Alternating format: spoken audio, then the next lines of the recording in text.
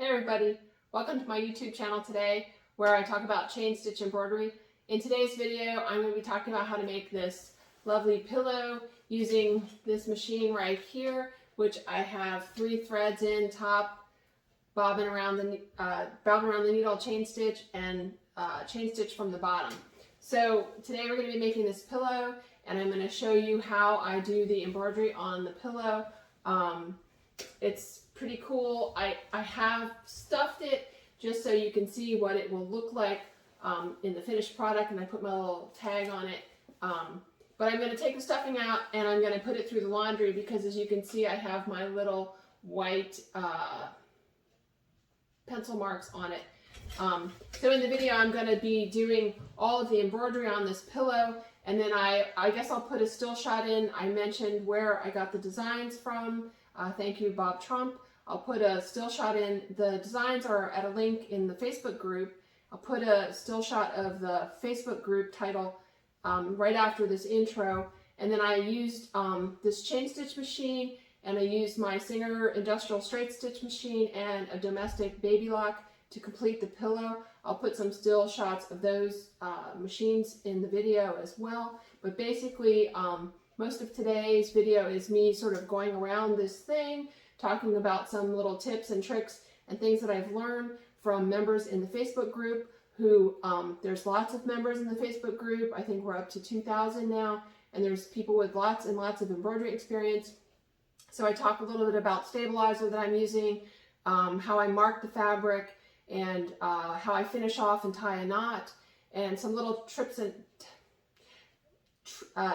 and tips from what I'm doing here to get this pillow. And there was an oil stain on it somewhere on the bottom, which hopefully will come out in the laundry. But that's the pillow. I think it came out pretty nice. So stand by and I will go through a whole video of the entire embroidery process of the pillow. And hope you like it, and thank you very much for watching. Okay, thank you.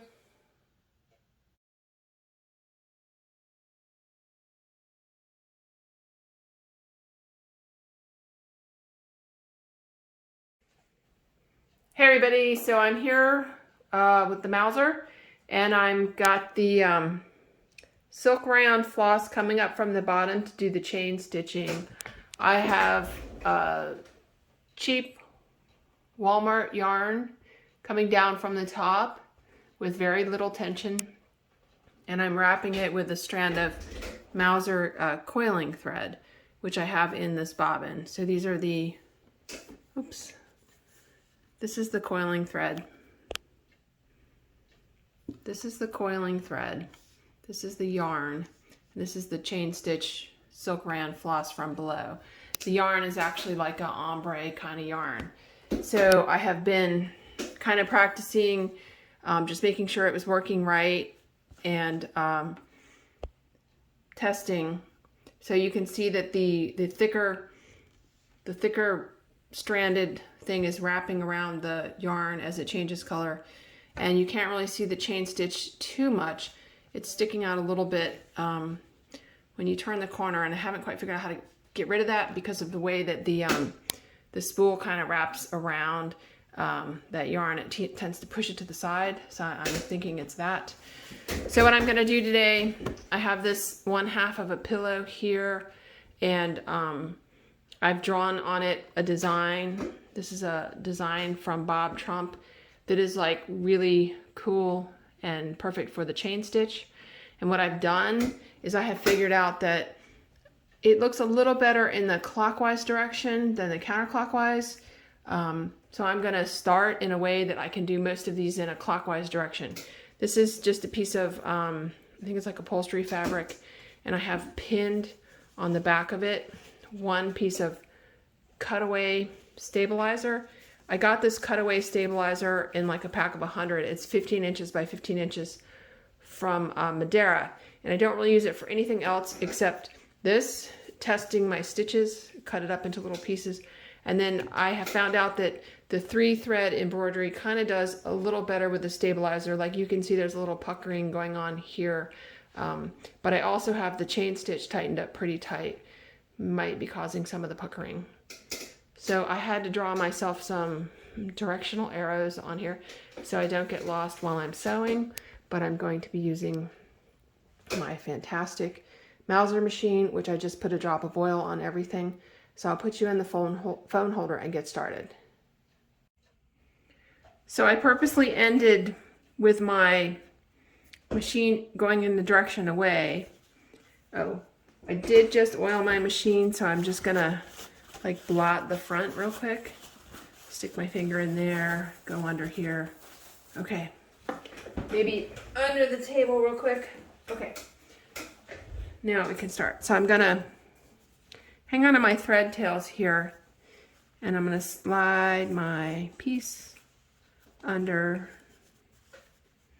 and I'm starting over here.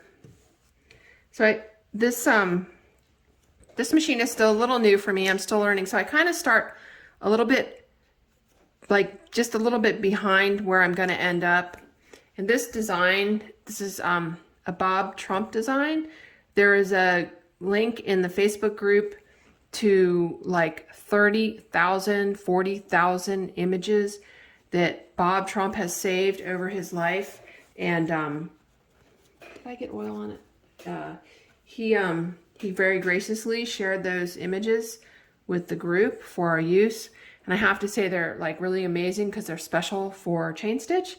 So you just go around and you get this crazy, beautiful, symmetric design.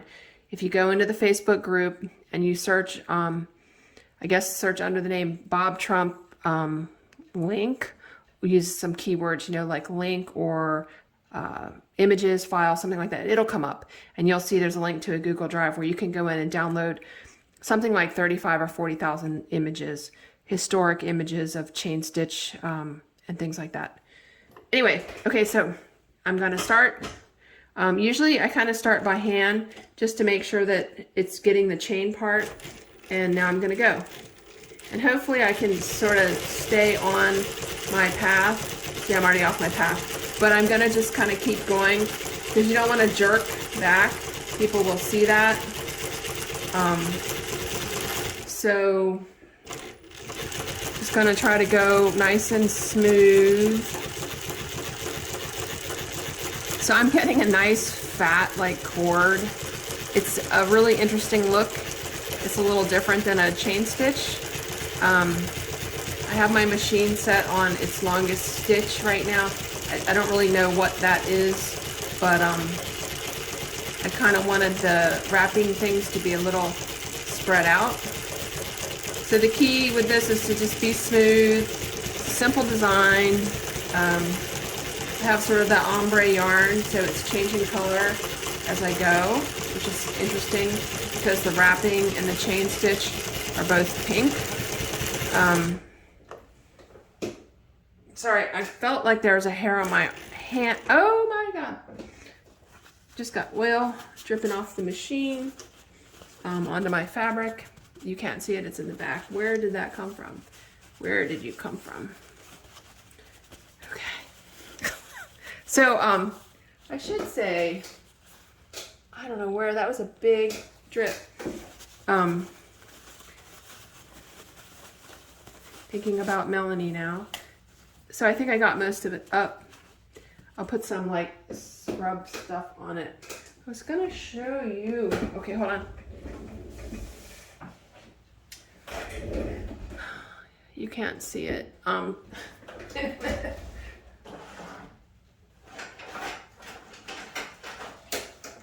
This is the white pencil that I'm using. Lindsay in the Facebook group told me about these pencils. They are Prismacolor Premier White PC 938. They go great on dark stuff, but you do have to put it through the laundry. So I just wanted to tell you that's how I marked on this dark thing. And I got a box of a dozen on Amazon for a decent price, and I'm still on my first one. But that's what I'm using to mark the dark colors. Sorry, I'm putting it back in the drawer over there. And then for the light colors, I use like a magic marker. But anyway, okay, back to the sewing after the oil. Oh my goodness. Okay, back to the sewing, trying to stay on track. Okay, so I'm just gonna go around and hopefully we don't have any problems. I love this machine from Mauzer. I haven't really used it yet for straight up chain stitch. I have the other red machine that I have pretty much been using for chain stitch. So I've really been playing with this one with the 3 thread. It's very similar to a treasure machine, maybe a Conso. It seems to me like it's more similar to a Singer 114W120, and the reason I say that is because the Singers have internal springs and the Mauzer has internal springs, and it also has 1 inch more harp space here than a Cornelli. And I like this machine a lot. I also have a Cornelli L machine, and now I have to look at my driving directions I put on here. So I also have a Cornelli L machine, which I didn't know I was going to get. I got it for a really good deal at an auction, thanks to Georgie for the tip. And so I can really compare the two, apples to apples. And I have to say that I like this machine better. I don't know why. I really don't know why. It's just that, I don't know. It's the same thing with my red Mauzer. I like that red Mauzer better than my Singer 114W103. And I think that for starters, it's prettier. It's nicer to look at. So, I don't know. Everybody has their own choices. But this machine is fantastic. I just love it. This is so cool. And it's just like cheap yarn and, you know, regular thread. And you get this really interesting, amazing embroidery stitch, and it's so simple. I mean, it takes longer to sew this into a pillow than it does for me to do this embroidery. I mean, I guess the talking is slowing me down a little, but okay.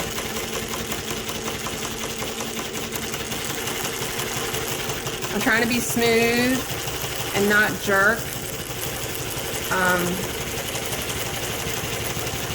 Even if I'm not on the line, it doesn't matter because you won't see that.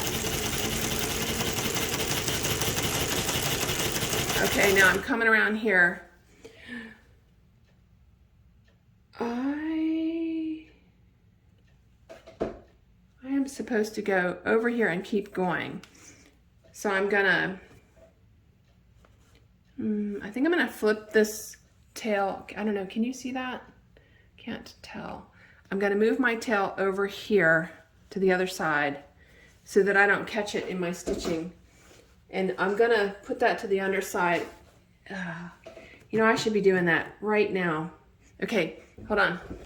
Let me show you. I should have done it earlier. Hang on a minute. Sorry, I'm trying to bend my phone holder. So, because you have this big tail sticking out, okay, this is what I do. I try to get it out of the way and get it in a neat, orderly fashion so that I can proceed on. So I got like the biggest needle that Hobby Lobby had, and I'm gonna get rid of this tail on the top before I come back over the same area so I don't have any problems later. I should have done it when I was way over there on the other side of the fabric. So I'm just gonna pull that through, and I'm gonna poke it down. I'm gonna try to be careful not to move the fabric. I think the foot's down now. Let me see. Yeah, okay, so the foot's down. This needle's not really sharp, so you really have to poke it hard. So I'm gonna pokey. Okay, poke that through. And pull that through. Okay, so I'm just going to pull it off the needle from below. This is how I do it. I'm self-taught. If anybody has a better idea, I'd love to hear it. So I'm going to push my thread tail to the back. Okay, so now I have like a clean thing, and I'm going to come up here and go this way. I think that's the right direction. Yep, okay. So now I'll go back to my sewing. I'm sorry, I gotta move the phone over here a little bit so that I can see what I'm sewing. Okay, keep coming. I'm gonna take off slow, make sure the material didn't move. It looks okay. Okay, so I'm gonna keep coming around. I'm gonna try to go just right next to that tail. Okay, and here we go. And the tail part of it was up here. I'm trying to not sew over it as I come around here. So I'm gonna push it up that way. Okay. So because I used the white marker, I know that this piece is gonna have to go in the laundry, and I'm gonna make my whole pillow, sew it together, put my little tag in, run it through the laundry, washer and dryer, just regular side out, not in any special lingerie bag or anything. Just gonna run it right through with all my other clothes, washer and dryer. I've washed one other pillow that way. It came out perfect. Like, you couldn't even tell it had been through the laundry. It was nice. So I think these are good, durable. I think using kind of the cheap yarn, you know, it's inexpensive, and I think that is also like very durable and washable. Okay, so coming around.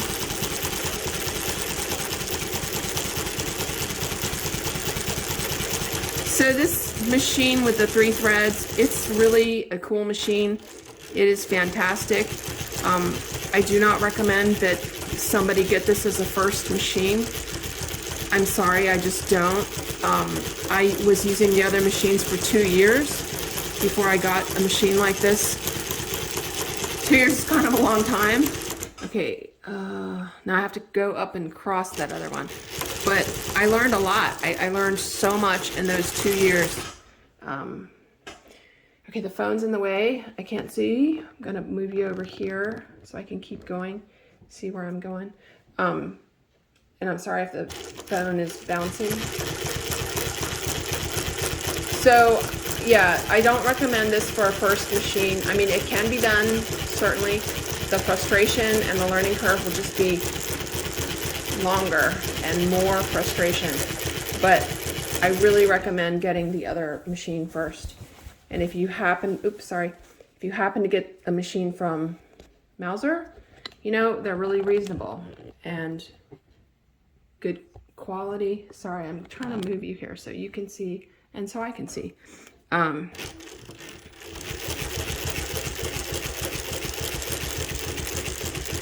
not going really fast on this because I don't know. I don't think I need to. It's not a race. This anyway, I'm trying for some accuracy, no pressure. You know, I don't have a deadline. This is just a piece for me. Probably wind up giving it away at the office. I gave away almost all my pillows already at the office. And actually the more expensive thing is the stuffing. I buy the cheapest pillow, like cheapest standard size bed pillow at the big box store. And I cut it up, cut it open, and I use the stuffing from that to make my pillows. That's like the cheapest stuffing. If you go to the craft store and you buy stuffing, it's really expensive. So making a pillow is like the easiest thing I've kind of figured out on what I can sew. I am not the best at sewing things. So like a pillow or tote bag is like, it's all I have the patience for. Okay, almost done. So I'm just trying to practice and, you know, learn this machine, so I'm making something useful. All my coworkers have pillows and name tags, and in the lobby of our entryway, there's 4 like mirror image matching pillows in our lobby entryway. So it's fun stuff, good to practice on.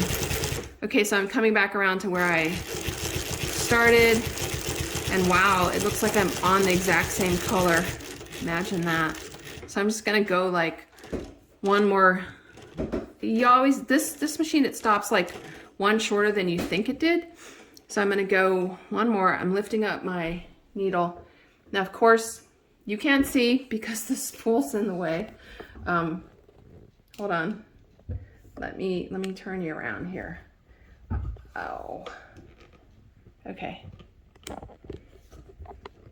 I have the camera mounted on a stool so that it doesn't get the vibration, so I can wiggle it around.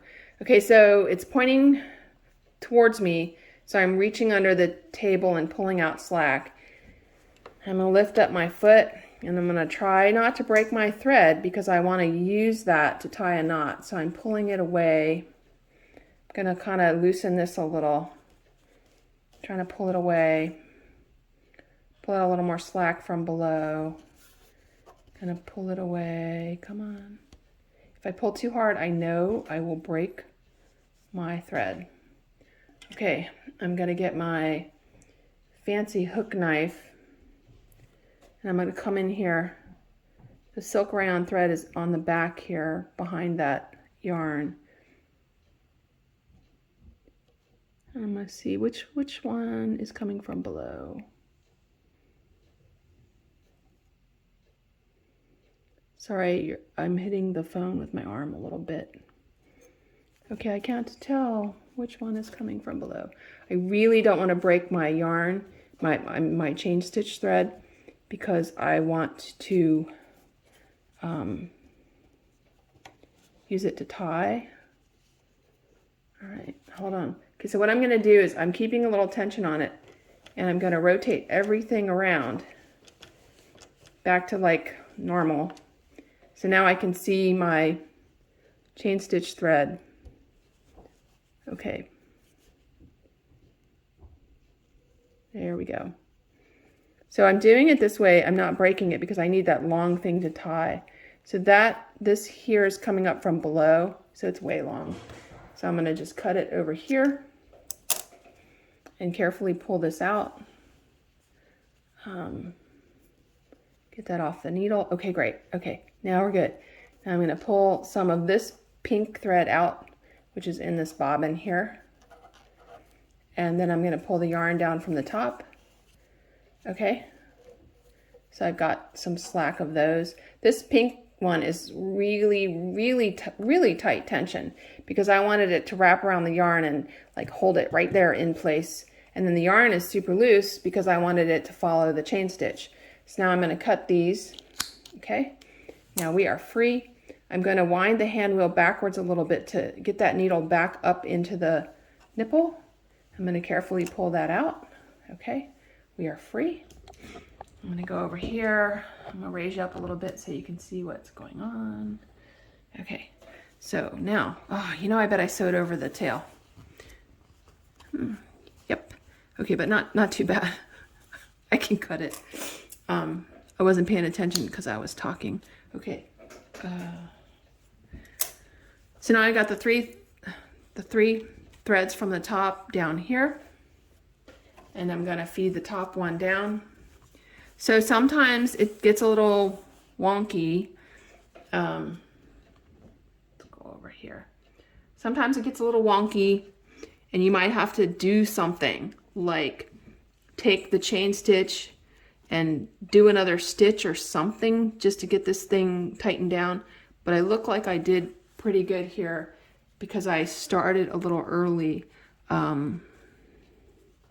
I'm gonna get my big thing, my big needle. Okay. And I'm gonna come down here. Okay. Just gonna push that through. I'm gonna pull that out this side. Okay. And then I'm gonna come back here with the chain stitch. That was my last stitch.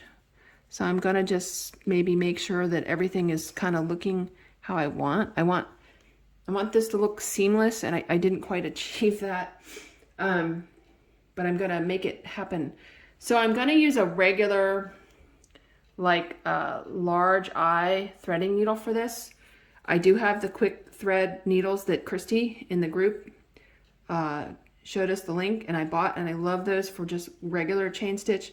but you can't use that if you're trying to sew a little bit with it because it'll kind of get tangled. So I'm going to take this and I'm going to do a little bit of fiddling, fixing here. Okay. So I came down on the outside and then I'm going to go around it one time. And this cutaway stabilizer is actually pretty thick, so it's kind of hard.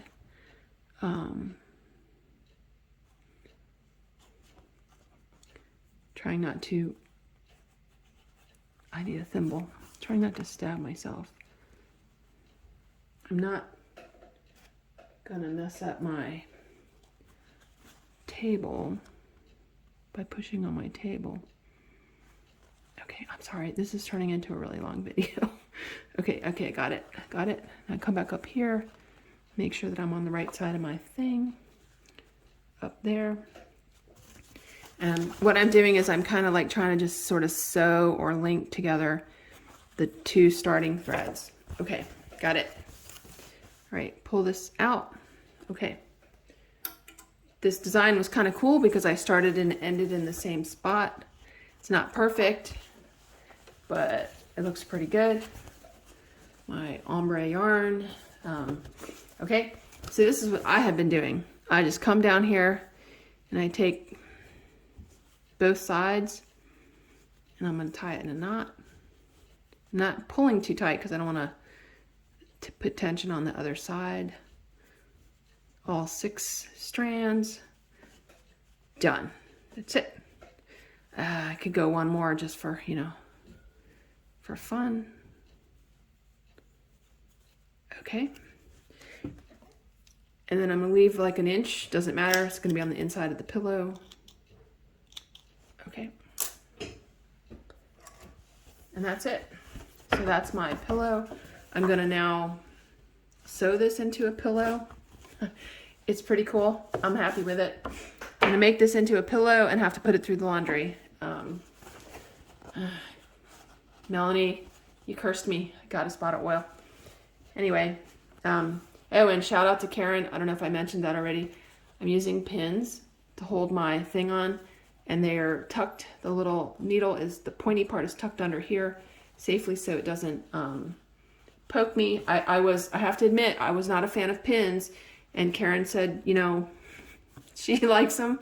So I figured that Karen knows what she's talking about. So you take the pin and you push it down and you push it up, and then you go backwards a little bit and push it down so that the point comes out in between your fabric and your stabilizer. And now it's childproof, and you don't catch your fingers when you're sewing. So that really works. It's easier than the safety pins and the blue tape that I was using originally. So shout out to Karen for that.